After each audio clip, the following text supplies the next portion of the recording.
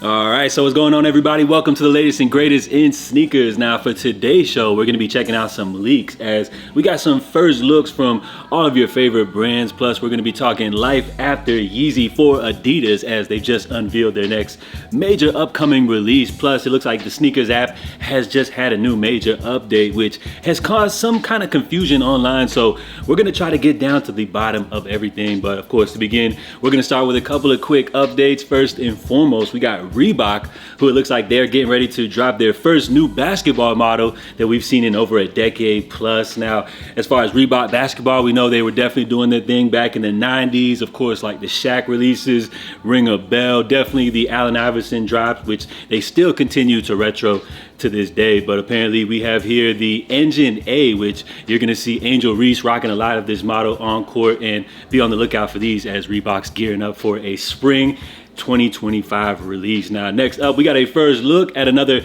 Kith 990 V4 from New Balance. So this image was shared by Kith founder Ronnie Feig via his Instagram stories. So apparently these are expected to drop sometime this year. And as far as this pair right here, I feel like they're not really doing too much to separate themselves from just your standard 990 V4, I guess, other than the Kith stamp of approval. And lastly, we got N1 making a return to the sneaker game, which is a name you probably haven't heard a lot of, probably since that like recent Netflix documentary. But it looks like they're back with the Tai Chi sneaker, which some of you guys may remember. Vince Carter infamously wore these during the 2000s dunk contest when he did the little through the legs joint or whatever. So this is definitely an interesting one. Of course, we know people's definitely are influenced by nostalgia as far as their buying purchases, but I don't know if this is a pair that we really need to see come out the vault. So let me know if you guys are excited to see any of these upcoming releases. And with those quick updates out of the way, let's jump into these new leaks, which we're going to be checking out some first looks at some upcoming releases from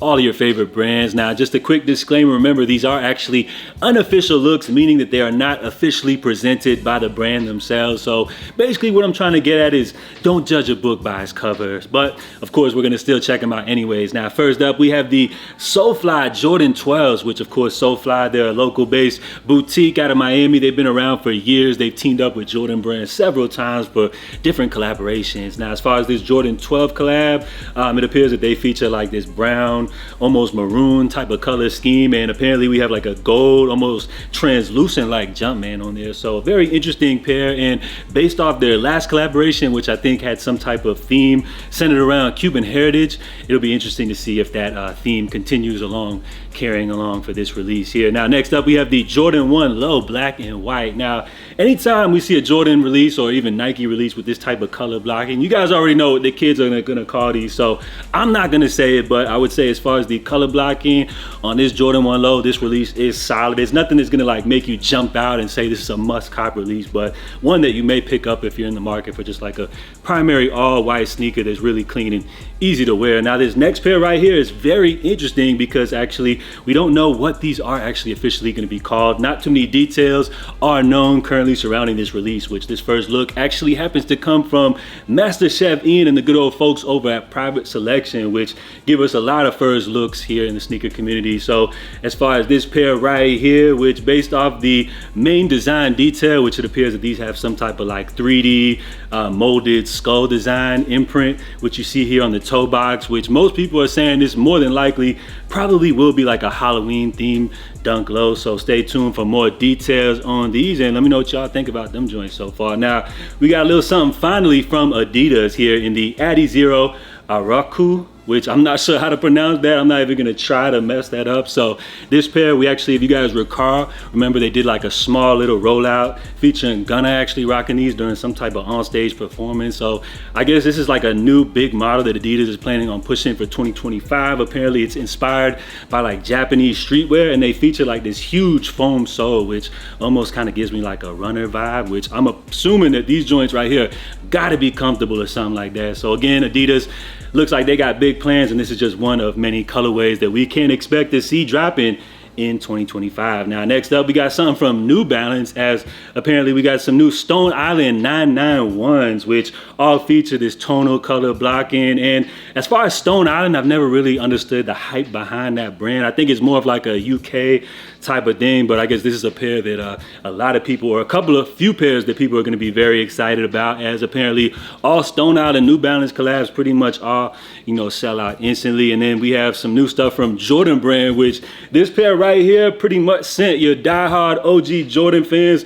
to the hospital having a heart attack once they saw the first look at these upcoming Jordan 4 Nets. But guys, remember, not every release is meant for you. And while we still really don't know the details surrounding this release, I would say it's probably more than likely going to be like a woman's exclusive release. I'm assuming that Jordan brands probably like teaming up or doing some type of collab with some type of like high fashion designer, which I'm sure they're trying to cater to that like women's high fashion type of audience. So remember, if you guys don't like these, it's probably because they're not intended for you. And then lastly, I did want to showcase these Jordan All Courts, which, as you guys know, back in the day, we used to call these joints like the Team Jordans or whatever. I'm sure you guys have your own funny type of nickname for like these off-brand Jordan type of releases. But the reason I did want to showcase these right here is because this is a brand new upcoming model. And when you take a look at something like this and compare it to like those Jordan 4 RMs, I feel like as far as like the quality, just everything, the design, it's night and day. Those are like levels above what we call like them regular old like off-brand Team Jordan. So I think again, Nike kind of fumbled, as they could have made the Jordan 4 RM like a Nigel Sylvester exclusive silhouette. But then again, I'm sure based off the success and how popular those releases are, Nigel Sylvester and Jordan Brand are definitely going to be kicking up something big. But as far as this pair right here, I just wanted to pretty much showcase like the night and day difference between these and the Jordan 4 RM. So a couple of different leaks, or a few different leaks from some of your favorite brands. Let me know if you guys are excited for any of these upcoming releases. And for Adidas and Yeezy, of course, yesterday many people did notice that Adidas officially removed all Yeezy releases from their website, which left many people upset, which I don't understand why you guys are getting so worked up about what was left over on the website. Those are pretty much the leftover scraps that you guys feasted on from that major Adidas Yeezy sale. But I guess people really always want what they can't have or whatever. But it is important to note that Yeezys have not been removed completely, as it just varies depending on your region. So for example, I know like in the EU, UK, they've had Yeezys removed from the website for a while now. We just got the update here in the States yesterday, but other regions across the world, like say for example, Canada, they just had a big restock today, which it looks like they had various 350s restock via adidas.com. We also saw a different couple of quantums. You also had some more rare pairs such as the black power phase, which was an interesting one to see. So it looks like they still have some sizes available. So salute to all my Canadians. It looks like you guys are feasting. All the discounts are included, all that good stuff and everything like that. So I guess that leaves some hope still open. You know, if you guys were hoping that we're going to see some type of restocks here in the States, but it could possibly just be the case where Adidas is holding off for a major Q4 drop. So of course, stay tuned for more details on everything Adidas Yeezy. But it seems like as far as life after Yeezy, Adidas is starting to move on, as it looks like they have just unveiled their next official major collaboration, which it looks like they're teaming up with streetwear collective Brain Dead for 3 different colorways of the classic Adidas Stan Smith. Now, as far as Brain Dead, this is a brand that I actually knew nothing about until I remember Ye actually rocking this back in the day. So it's kind of interesting to see that, you know, Ye kind of put everybody onto this brand. He adopted them kind of early on now, and they kind of have their own official Adidas collab. So things kind of went full circle for them, right? So as far as these pairs right here, I would say Adidas is definitely trying to push, you know, a heavy emphasis on their originals line, which has definitely had some standout hits, whether it's the Samba, Gazelle, the Superstar. You guys already know, and it looks like they're trying to, you know, push a little bit stronger of an emphasis here on the Stan Smith, which you have available in 3 different colorways. They're asking $150 for these, and I don't know, y'all, are you excited about this? To me, these joints really aren't doing too much for me, and I would much rather just have a pair of standard Stan Smiths. But it looks like this is what Adidas is pushing. If you guys are interested, remember, $150 raffle is currently live right now via the Confirmed app, so you guys have up until the 7th to enter if you're interested in checking these joints out right here. And lastly, it looks like we have a new sneakers app policy, which recently has been implemented. And I actually discovered this as it came across my Twitter timeline, which comes from Stash Sneakers. It reads, Nike's exclusive access rules are changing again.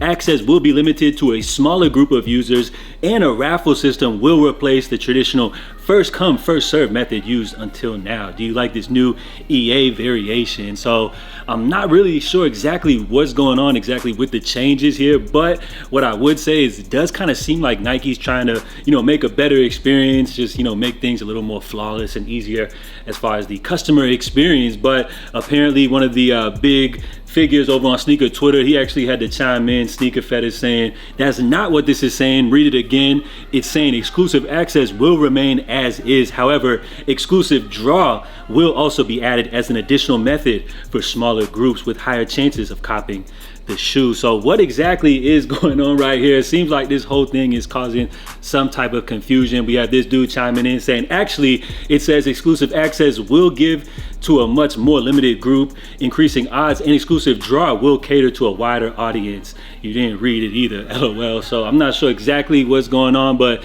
let's go ahead and check out Nike exactly. So we're gonna go ahead and check out the sneakers app, and under the Discovery tab, they do actually include the new details for this added change to exclusive access. So it says exclusive access is invite only, randomized selection launch. Now what it says, as far as exclusive access currently, everyone invited has the same amount of time to enter. Selection begins after the draw ends, and you'll be notified of the results soon after. So while our traditional exclusive access experience caters towards a limited number of community members, exclusive draw, which is this new system they're implementing, allows additional members of the community at a chance of accessing some of our most coveted styles. So I don't know exactly what's going on, and I would say that after reading these various Twitter replies, but then checking in to see what Nike officially said about this release, I still am completely confused, and I don't know what the hell's going on. So I would probably agree with this brother who said right here, what difference does it make? I've never had EA, and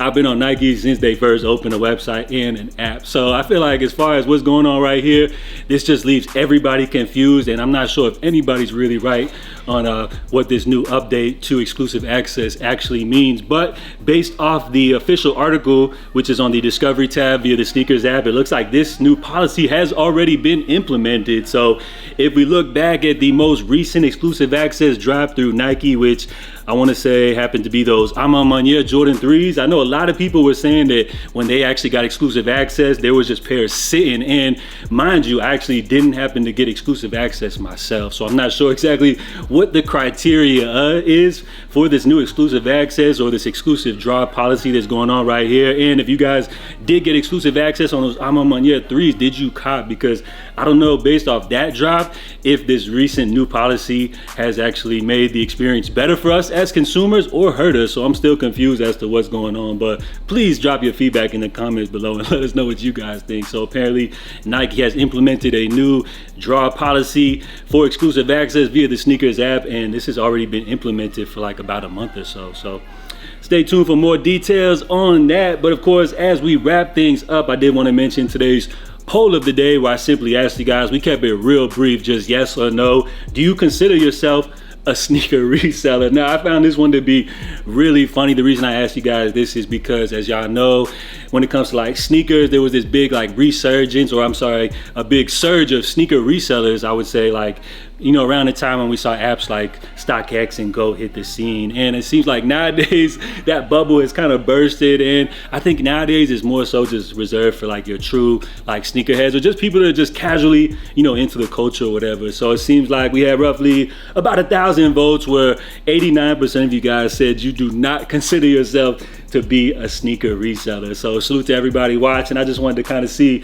you know, where this audience's head was at and what you guys thought about reselling or anything like that. Because back in the day, as far as sneaker reselling, we definitely used to partake in that, but it would just be like, say on launch day, you might get yourself an extra pair or something, you know, that way it can like cut into the cost of your pair. But we were never doing like crazy resale, like full-time, you know, making it a big like full-time job or anything like that, hoarding like thousands of pairs and all that good stuff. So as far as sneaker reselling culture, it seems like that's something that's kind of a thing of the past, but nothing that's ever gonna go away. As far as like when it comes to these limited releases, there's always gonna be somebody looking to like scalp a release, then go ahead and flip it to the next person that actually is looking for it. So salute to everybody that participated in the poll. If you guys are ever interested in checking out the polls, you can always just simply find those via the community tab here for this YouTube channel. So you guys know the drill.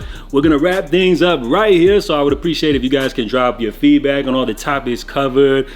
Big thank you to everybody also that made it all the way to the end of the video. Please let me know by dropping a salute in the comment section. And lastly, if you guys enjoyed today's video, you can help support an independent creator by just smashing the little like button. It's just located right underneath this video. So I'm done, guys. I will catch you tomorrow. In the meantime, stay safe, stay blessed. I'm J.A.